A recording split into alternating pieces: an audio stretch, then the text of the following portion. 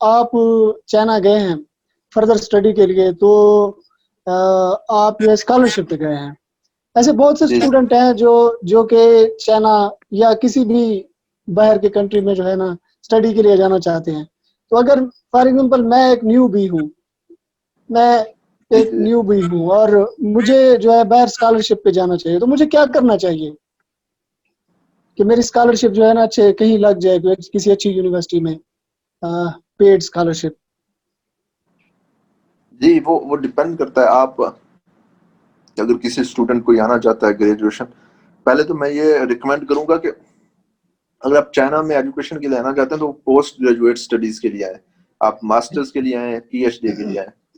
Under हम्म, graduate studies के लिए मैं रिकमेंड नहीं करूंगा चाइना, क्योंकि चाइना में जो काफी अंडर ग्रेजुएट काफी कोर्सेज हैं वो चाइनीज लैंग्वेज में ही पढ़ाए जाते हैं, लेकिन मास्टर्स और डॉक्टरेट के जो कोर्सेज हैं वो इंग्लिश लैंग्वेज में होते हैं।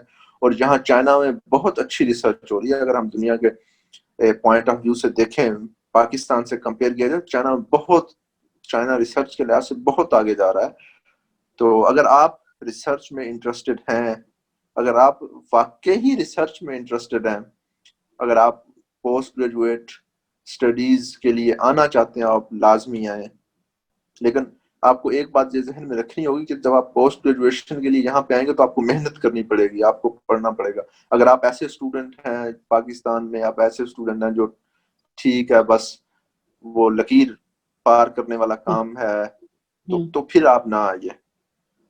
तो लेकिन अगर आप कुछ करना चाहते हैं, वाकई आपको अपनी फील्ड में जो आपने पढ़ा है उसमें आप इंटरेस्टेड हैं, आप मोटिवेटेड हैं, एंथुजियास्टिक हैं, आप वो काम करने में, आप रिसर्च करने में, तो आपको जरूर आना चाहिए।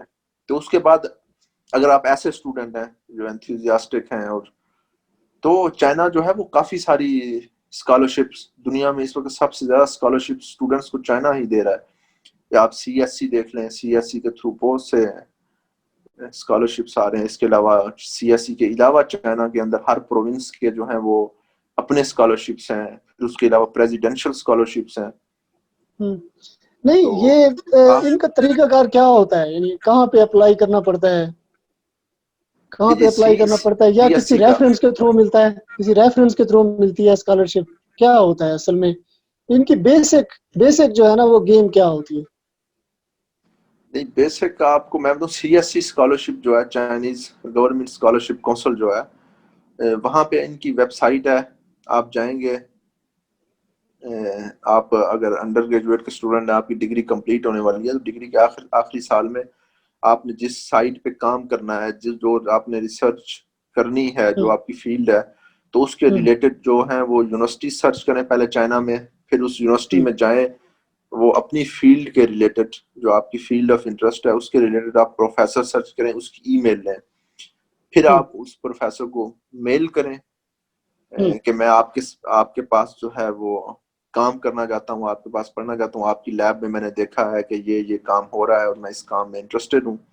तो आप हम्म, एक अच्छी सी मेल जो है, मेल जो है वो सीरियस मेल आप इस तरह लिखें कि आप सीरियस कैंडिडेट लगे, ना कि इस तरह के आपने रेंडमली जो है वो कॉपी पेस्ट करके मेल कर दी। तो वो फिर आपने एक्सेप्टेंस लेटर लेना होता है किसी सुपरवाइजर से। तो उसका मतलब ये होता है कि वो वो सुपरवाइजर जो है सुपरवाइजर, वो विलिंग सुपरवाइजर जो है वो विलिंग है आपको सुपरवाइज करने में, आपको पढ़ाने में। तो फिर आप जब सुपरवाइजर एक्सेप्टेंस, कहाँ पे, कहाँ कहाँ कहाँ का सुपरवाइजर? चाइनीज यूनिवर्सिटी, आपने जो चाइनीज। चाइनीज यूनिवर्सिटी सर्च करनी है, तो वहां पे हम्म, चाइनीज यूनिवर्सिटी में फैकल्टी और स्टाफ जो है वो सर्च करना है, और अपनी फील्ड ऑफ इंटरेस्ट के रिलेटेड सुपरवाइजर की प्रोफाइल चेक करनी है। सही। और प्रोफाइल चेक करने के बाद फिर उसको आपने मेल करनी है। तो आप मेल करेंगे मुख्तलिफ प्रोफेसर को, आपको एक्सेप्टेंस लेटर लेटर जो है वो कहीं ना कहीं से मिलेगा। तो फिर आपने सीएससी के लिए अप्लाई करना है। वो अलहदा से एक वेबसाइट है, आप वहां पे जाएंगे, अप्लाई करेंगे, उनकी रिक्वायरमेंट्स हैं कुछ। तो हम्म, उसके बाद अगर आपके पास एक्सेप्टेंस लेटर होगा तो आपके चांसेस जो हैं वो मैक्सिमम होंगे स्कॉलरशिप के। अगर आपके पास एक्सेप्टेंस लेटर नहीं है तो भी आपके चांसेस हैं, लेकिन वो चांसेस आपके कम हो जाएंगे। अगर आपके पास एक्सेप्टेंस है तो आपके चांसेस ज्यादा हो जाएंगे। इसके अलावा बाकी स्कॉलरशिप्स भी हैं, प्रोविंशियल स्कॉलरशिप्स हैं, प्रेसिडेंशियल स्कॉलरशिप्स हैं।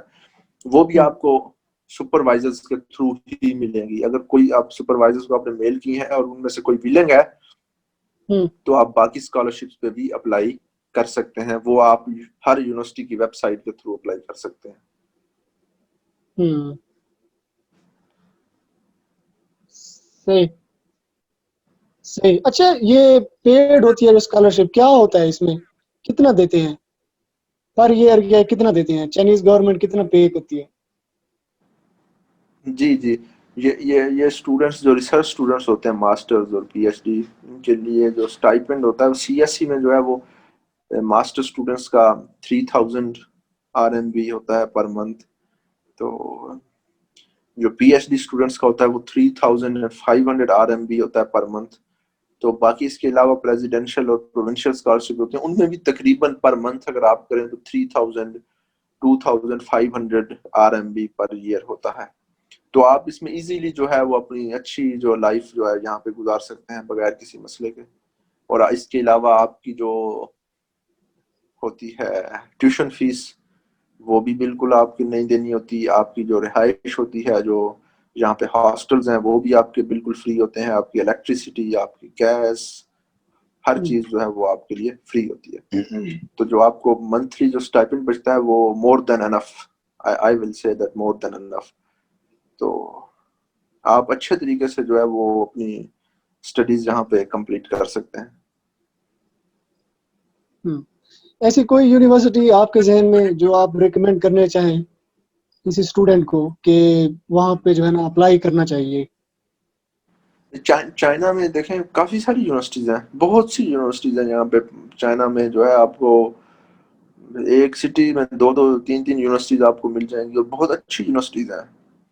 हम्म तो दरअसल रिसर्च जो होती है, जो पोस्ट ग्रेजुएट स्टडीज होती हैं, एमफिल और पीएचडी में, इसमें यूनिवर्सिटी से ज्यादा सुपरवाइजर जो हैं वो मैटर करते हैं।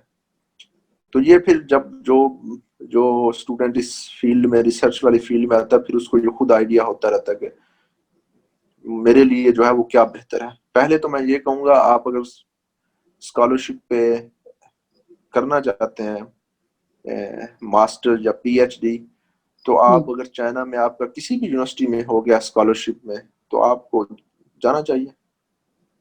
तो इसमें मैं कोई खास नहीं है कि यूनिवर्सिटी वो, आपको पता है फील्ड के मुताबिक भी, कोई इंजीनियरिंग के लिए है यूनिवर्सिटी, कोई जो है वो बायोलॉजिकल साइंसेस के लिए है, कोई सोशल साइंसेस के लिए है, कोई बिजनेस के लिए है।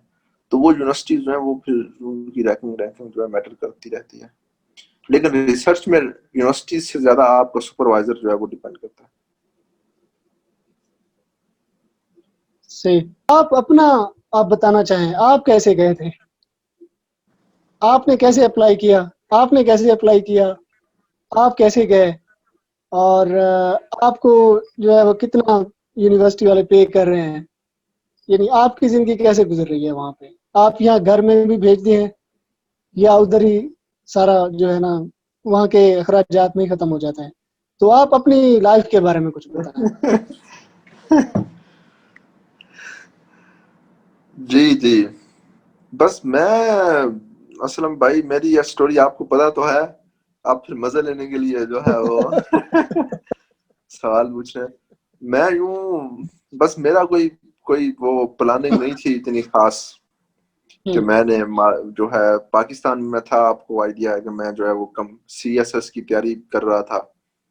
तो उस दौरान मेरा कोई भी इरादा नहीं था मास्टर्स का या एमफिल का पाकिस्तान से। तो हम्म हुआ कुछ यूं कि मैंने सीएसएस जो है 2019 वो अटेम्प्ट किया। तो उसके बाद फ्री था मैं। तो उसी दौरान जो है वो कुछ स्कॉलरशिप्स के लिए कुछ पोजीशंस आई। हमारी यूनिवर्सिटी जो है उसके साथ एक चाइना में यूनिवर्सिटी है, उसका एमओयू साइन था।